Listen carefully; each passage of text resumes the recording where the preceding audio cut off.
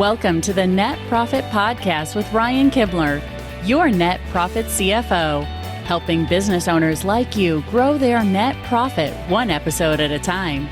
And now your host, Ryan Kibler. Hello, and welcome to another episode of the Net Profit Podcast. I'm your host, Ryan Kibler, the Net Profit CFO.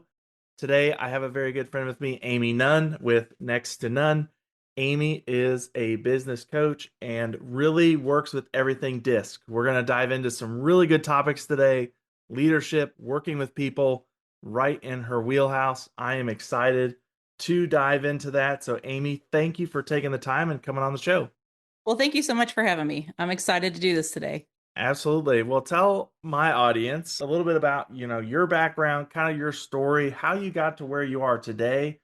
Sure. And a little bit about what you do today. Awesome. Well, actually, my background was in ministry for 23 years. And the last church that I served at, I was on staff there a little over, right about 9 years. And part of my role there was the leadership development of our teams of people, which I personally had 3 departments. I had 250 volunteers underneath me. And I was also over our volunteer engagement as a whole. And we had over 1,000 volunteers in our organization.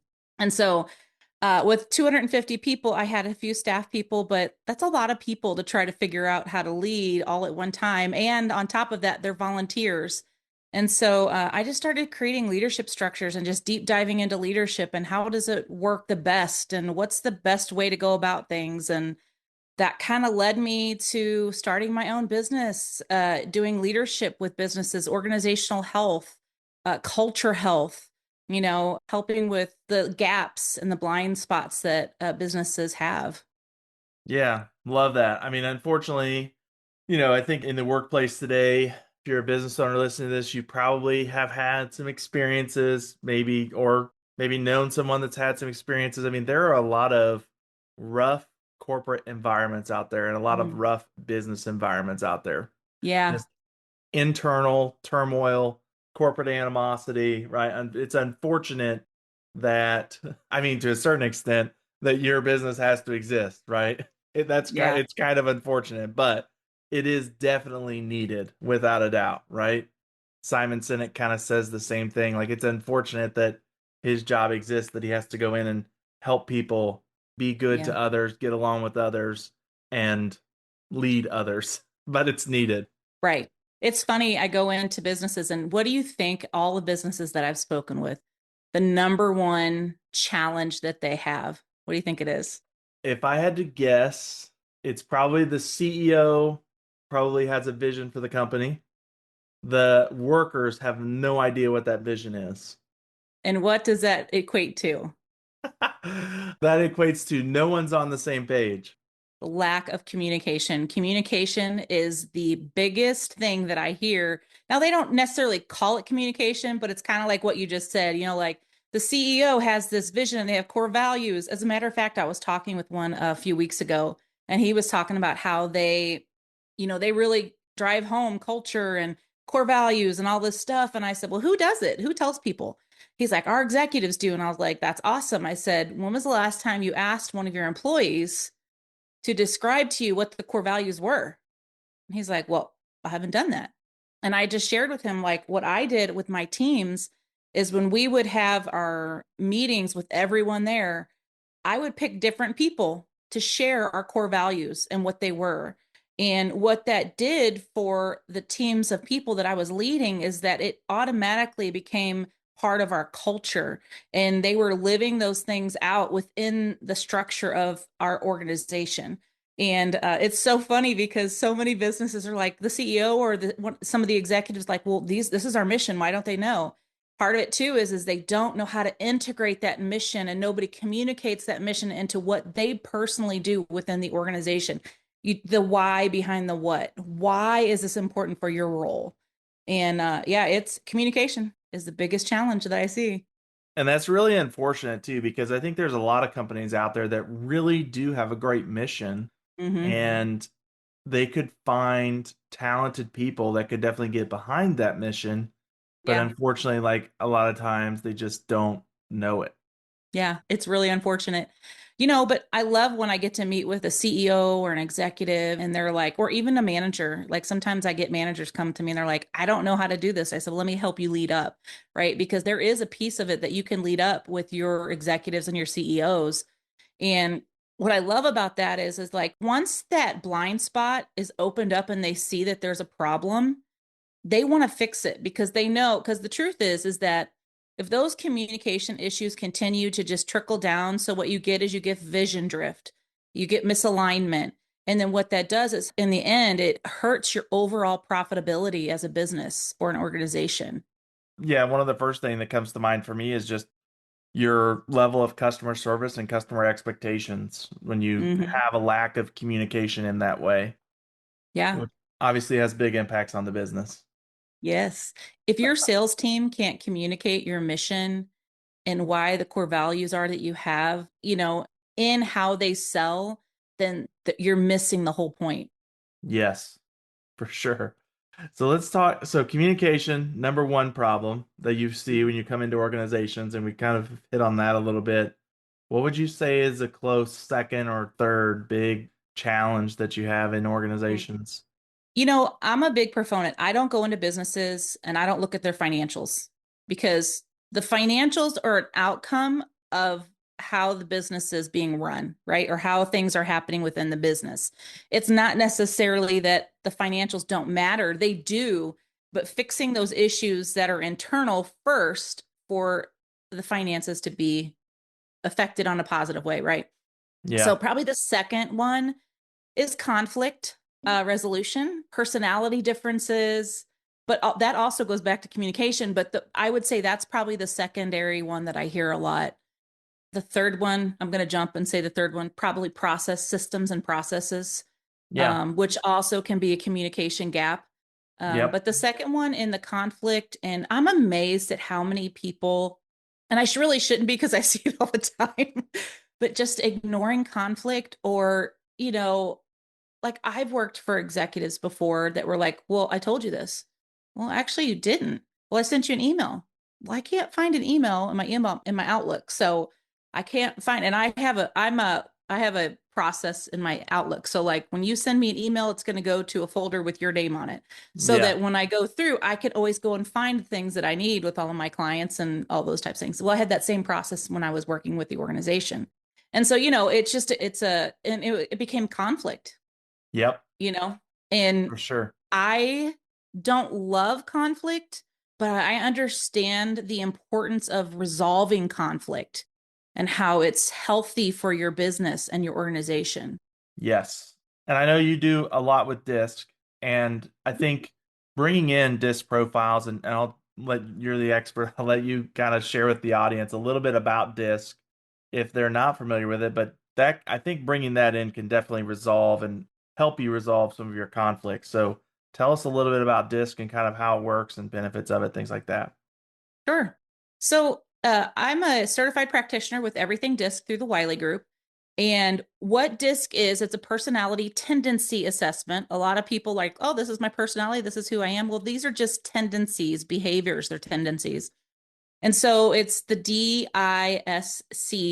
And I'm going to paraphrase a quick description of each one. The D personality is dominant. They like to challenge, they're action oriented, they like results. And then you have your I, who they like collaboration and they are people, they love people, they like social interaction.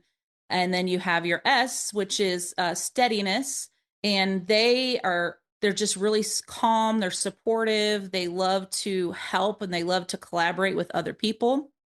And then you have your C personality, which is conscientious, and conscientious tendencies are they're analytical, they're logical thinking, they like the numbers, they like the deep dive down into things. And so when you have all of these different personality types, it can cause chaos.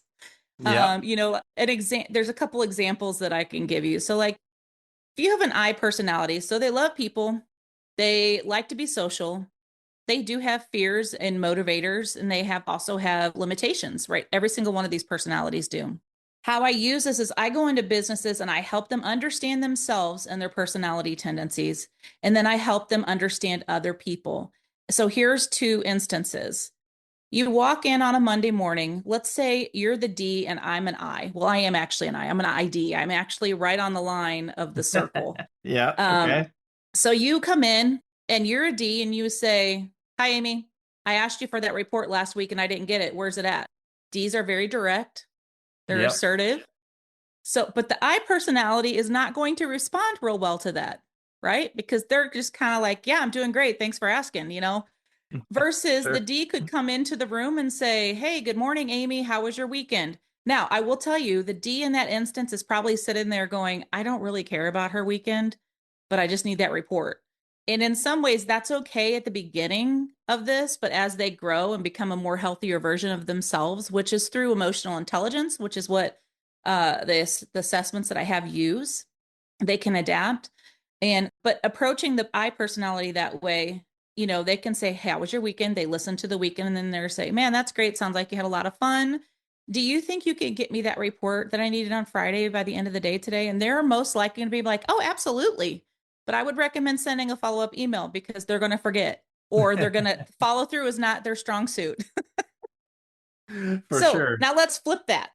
The I walks up to the D on a Monday morning and they're like, "Hey, how was your weekend? Was it fun? What'd you do?" And they're just sitting there like, "I don't care." So I call D's bullet point people, right? They want bullet points. They don't want you to come in. Like if you want something from them, just come in and say, "Hey, good morning. Do you have that report that I asked for last week?" They're okay with that, right? Because they're Yep. not trying to have interaction. So let me tell you this quick little story. I did a training with a company in Earth City recently, and about 25 leaders were in the room, and they are leading teams of people. And so they come in, and I'm just watching. I'm watching all the leaders and how they're interacting. And I do a 1 hour free training for businesses. And this is the training that I did with them. I was doing it for free. And so I have my own little sheet kind of disc thing so that they can take a little test and know kind of what their personalities are. It's not the full assessment thing, but it's just a little cheat sheet. And so I'm sitting there and I'm like, okay, I know what everybody is in the room. Because I'm studied it. I'm a practitioner with it. I should know those things. And so I had them take the little test and then I said, "Okay, don't tell me what you are. I'm going to go through. I'm going to tell you guys what you are." They were like, "You're not going to know." And I'm like, "Okay." So I go through and I was like, "All right, there's 3 Ds in this room." And I pointed all three of them and they were like, "Yeah, how did you know that?" And I said, "Well, we're going to learn that today. We're going to look at how I figured that out. You came in, you were sitting and you seemed like you were a little impatient while we weren't getting started." And then I said, "All the eyes in the room," and there was about 9 of them. So I just pointed them all out. I said, "D's, you were impatient because you were hearing all the nines talking about their weekends and what they did and how much fun they were going to have this coming weekend." And they were like, "Yeah, that's true." And I was like, "Okay." So then I went to the S's. There was only 2 S's in the room. The S's they're a little bit quieter and they're going to sit back and they're going to observe, right? They're just going to sit back and observe. And then you have your C's. There was only 2 C's in the room.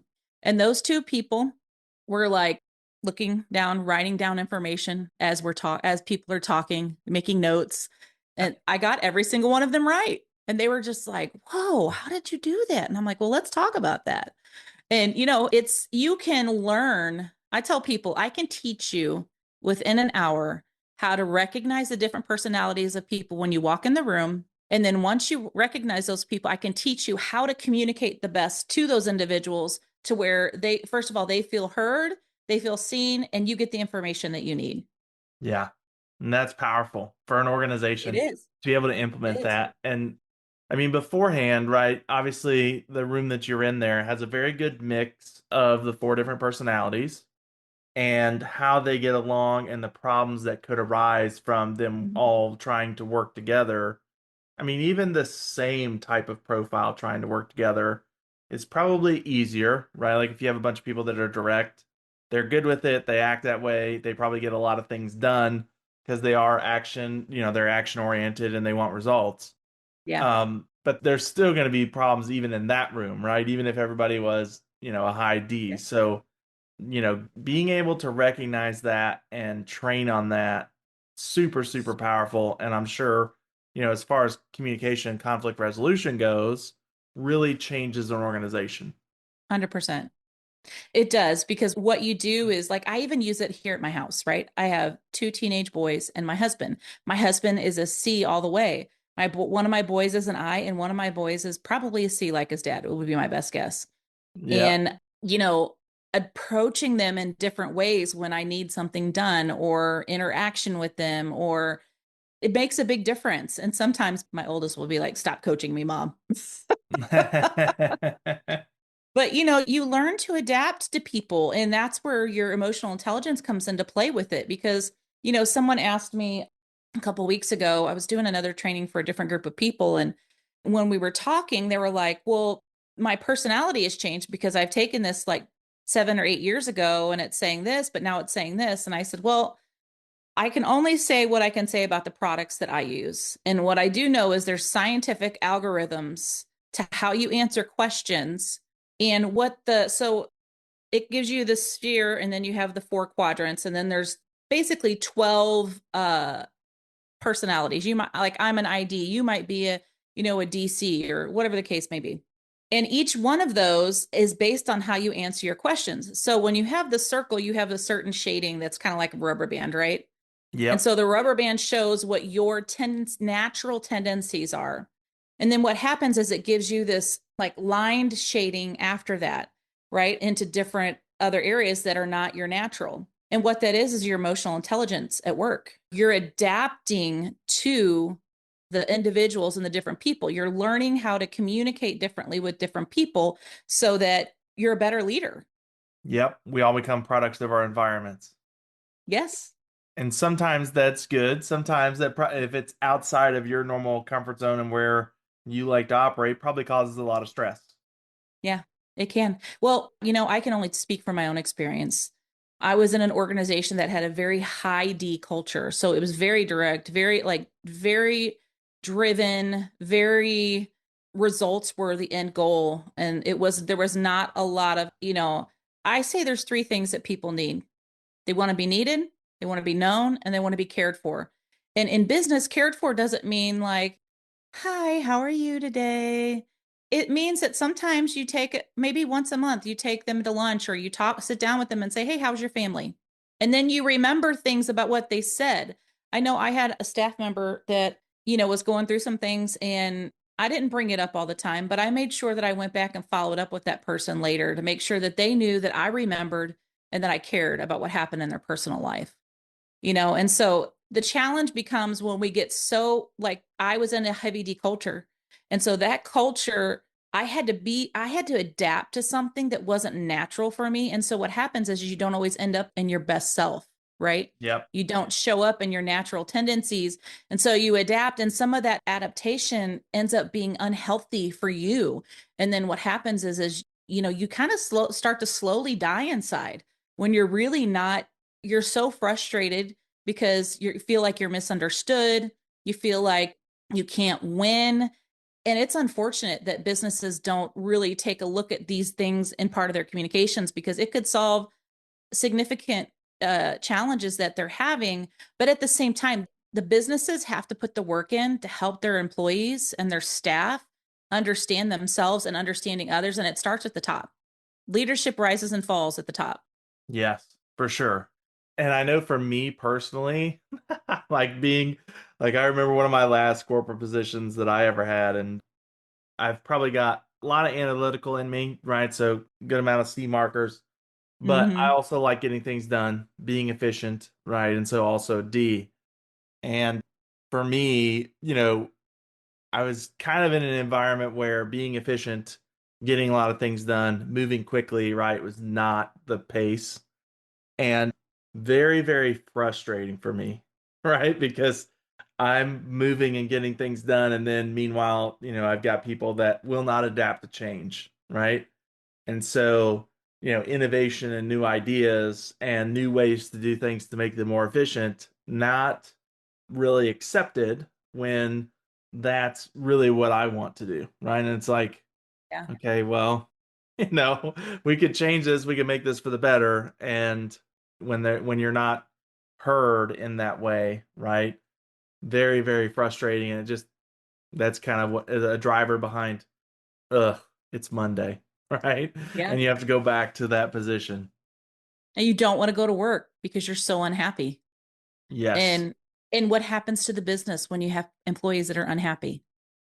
Whole bunch of bad things, right? Where Yeah, where exactly. do we even start the list? First of all, that organization didn't keep me very long because I couldn't stand it. I couldn't take it, Mhm. right? Which, you know, that's their loss, I guess. However small or big you want to say that that was, but that's their loss, right? Turnover, I think, is costly, especially from an HR and hiring perspective, right? Yeah. And then not to mention just not having everybody on the same page, right? And I think about the inefficiencies that I saw, which definitely just added up to dollars, right? Hmm. And then not to mention, how can you take care of customers and clients, externally with a great attitude and great, if your culture internally is awful.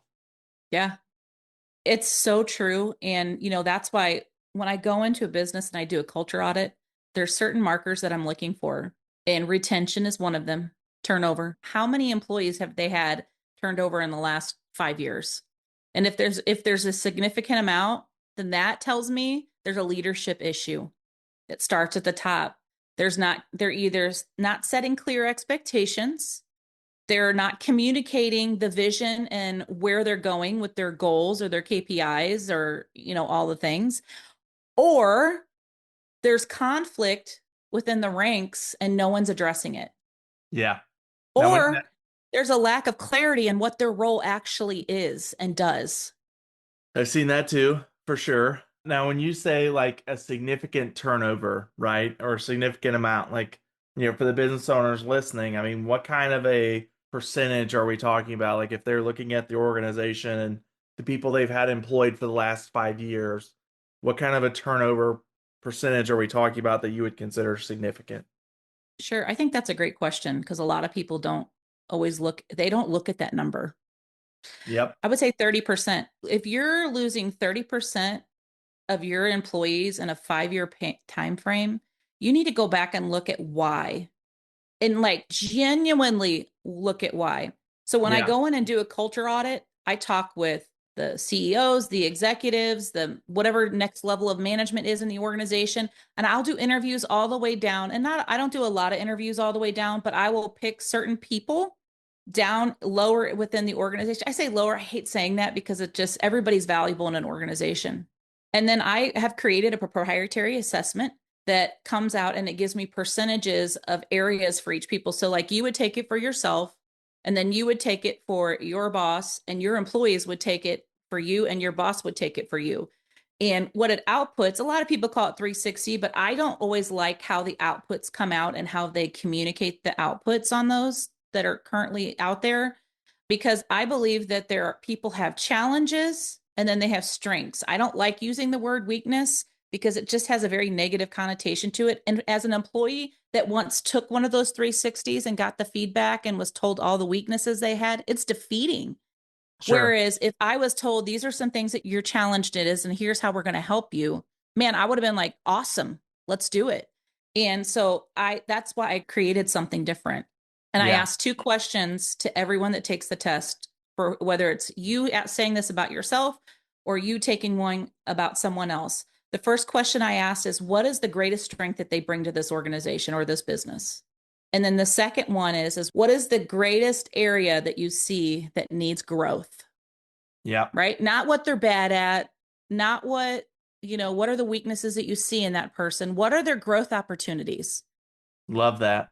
I really, really wish this was around in some of the corporate organizations that I was a part of before I went out on my own. So, I think if you're listening, two really big hints that we've just covered here. Number one, go and pull all of your HR records and do a little bit of math and figure out what has your turnover been in the last 5 years. Because Mm-hmm. I would guess, I mean, Amy, I know you network, I network. If we started asking people that question as we were networking, I would guess probably 80 to 90% of business owners don't know the answer to that question. At least maybe small companies maybe do, right? If you have like 3 or 5 Mm-hmm. employees. But I'm guessing if we were talking to large organizations, they don't know. They probably Yeah. don't even know their own department. So go and look at those numbers, right? And Yeah. then and then number two, I think, just even, even if I would, first of all, I'd highly recommend bringing Amy into your culture. Even if you don't feel like you have issues, you probably do, right? But if you don't, you can at least start with the two questions that you just said, which is, what are the greatest strengths and what are the biggest areas where you feel like improvement could happen, right? And I think just starting with that, right? And you could even do it anonymously. And again, try to cover it kind of both ways. I'll call it upstream and downstream, right? Mhm. Your boss and then also the people that work for you, right?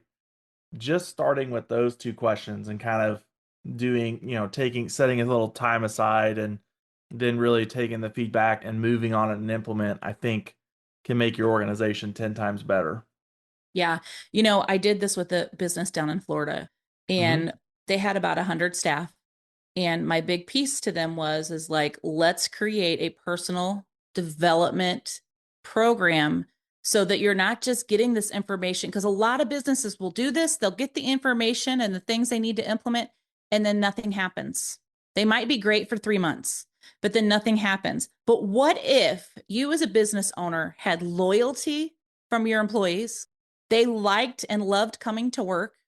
And then the last one is they felt ownership in the business, right? They may not get shares of the business, but when you're a part of something that you feel like you can speak up when you see something, or you can implement a change or beta test something that may work, may not work, but you know what? We're going to try it. Let's be innovative and let's just try it.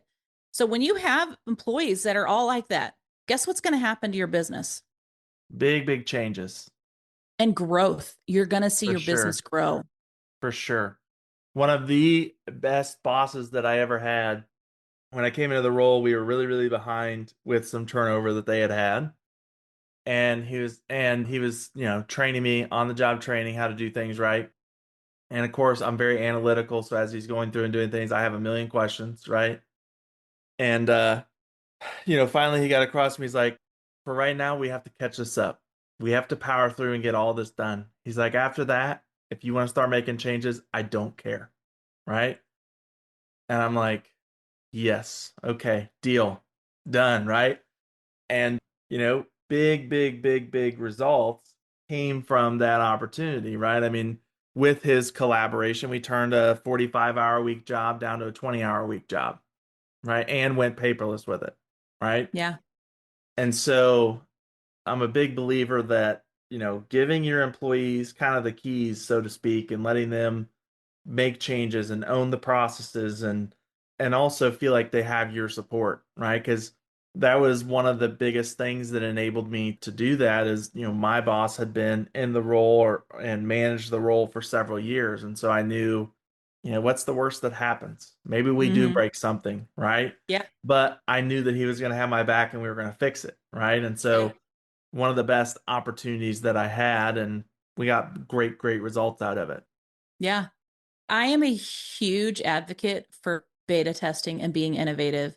One of the last things that I changed in the organization that I was, so part of our volunteer engagement, it was taking 3 months for volunteers to get plugged in and connected. And I'm like, that's a big problem. Like, that's too long. People don't stay and they won't volunteer because it's taking too long. We've got too many hoops they've got to run through. I created a whole new process, submitted it to our executives, and said, hey, here's what I'm suggesting. Here's why. Here's the problem. Here's the data to back this up. This is what we've tracked over the last 6 months. And this is going to be pivotal for us to get people connected and in community. And so they were like, okay, let's do it. And I implemented it. And literally within 60 days, we had like 90 people through, plugged in, moving in the organizations. It was a big gamble for me. I mean, like, it was a pretty big, significant shift, right? But I saw the problem and I'm like, well, I want to try it. Can I just try it? And they were like, yes. And I was like, great. And it worked. Yep. Love that. I love it. Love it when organizations are that way and willing to be flexible. And sometimes there is risk attached for sure, There right? is. But then there's also the other side of things that, what if you don't innovate, right? Some Right. companies absolutely die because they don't innovate. You're 100% correct. Like, yeah, you might have an employee and innovate something, change a process or whatever, and it may not work. Well, guess what? you still have the old process you can go back to.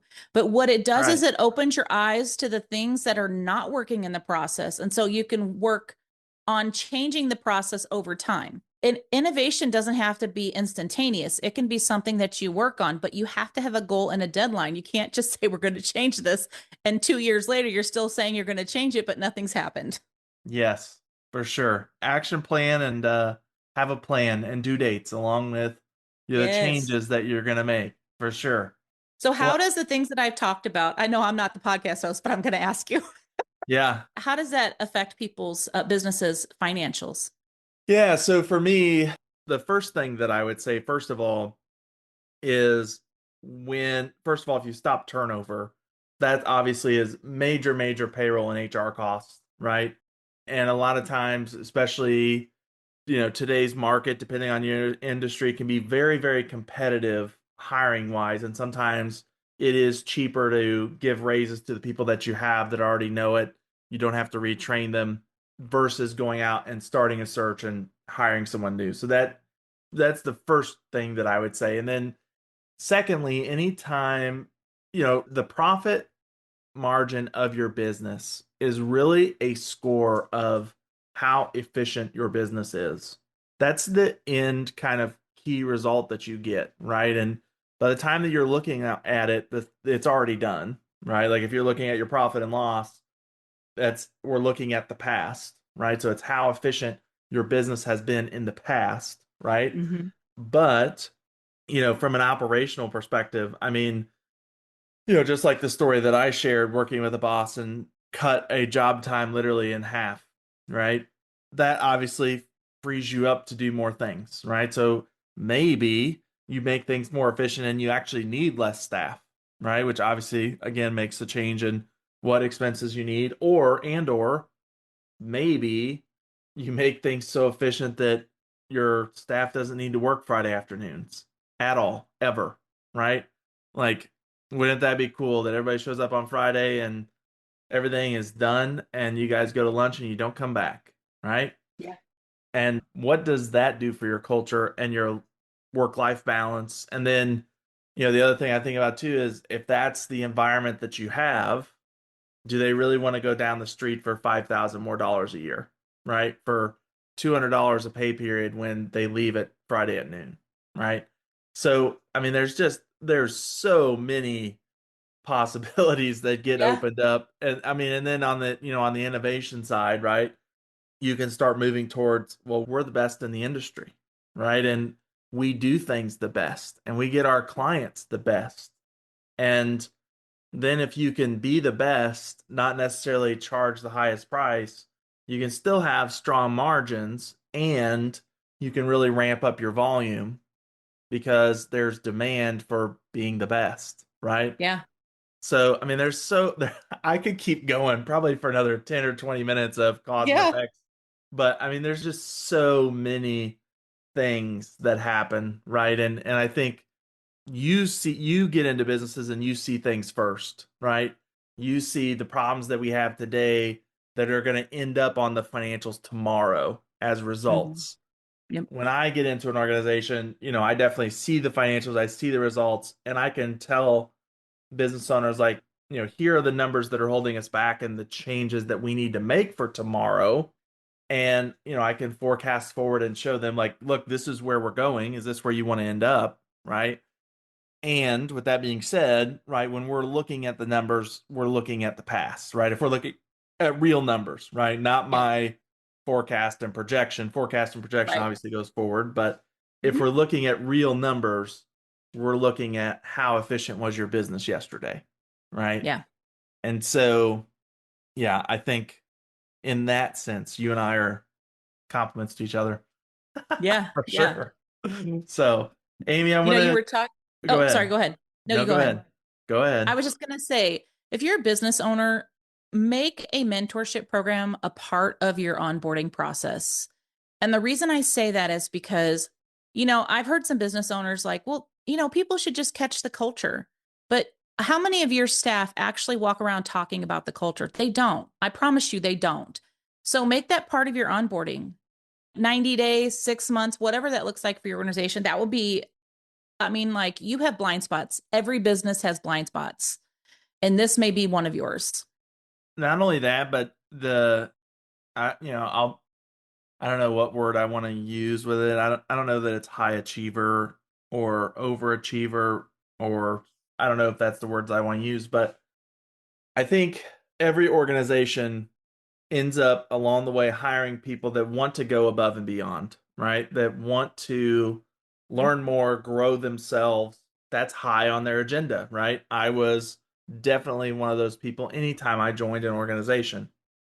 And what you just mentioned of, really setting that mentorship up, some people are going to plug into it more than others, right? But the people that, like, for example, there was a period of probably 2 or 3 years, right, where I was really growing my skills that I didn't take time off. I took vacation time to go to conferences to learn from better people, right? Because it wasn't offered inside my organization, right? Yeah. And so setting up that mentorship and at least getting people started with the great people that are in the organization and learning what they know first. Yeah. Captures the attention and would have come, and I never had that opportunity, by the way, in all the places that I work, but definitely captures the attention of the people that, want to really grow. I mean, the closest thing that I had was the story that I shared with the boss that I had, but he didn't have the same background as me. So anyway, I will say this though, as a business owner and to other businesses and corporations, you cannot afford not to invest in your people. yep. Because what it's going to produce is turnover. It's going to produce a terrible, I can't think of the word right now, motivating of your employees. They're going to become demotivated. They're not going to be working as hard. And if you develop your teams of people, you're going to see an increase in your revenue. It may not be that year, but I promise you, long term, which the long game is what you want, you will see your revenues increase because you have happy employees that love their job. They love the place that they work for, and and then they are owners within your business. Yes, 100%. I am with you there. And I think that's a good place to kind of wrap this up. Amy, I want to give you an opportunity. Best place for our listeners to find you and hire you, and I definitely recommend that they do. Best place for that. My website, Next to Nunn, so NEXTTONUNN.com. I'm also on social media. My business is on. You can find me, Amy K. Nunn, anywhere on social media and LinkedIn. And my email is amy@nexttonunn.com. Love it. Yes, highly recommend. Connect with Amy. Again, I think even if you believe you don't have culture issues in your company, you probably do. And definitely connect with Amy, get help with those, really change your organization. Amy, thank you so much for taking the time and coming on the show. Well, thank you so much. I really appreciate it. And this was fun. Absolutely. Until next time, everybody, go accelerate your profits. See ya. Thank you for listening to the Net Profit Podcast with Ryan Kimler. Make sure to subscribe or follow the show on your favorite podcast app. Don't forget to check the show notes for our guest contact information and to connect with Ryan on his website, netprofitcfo.com.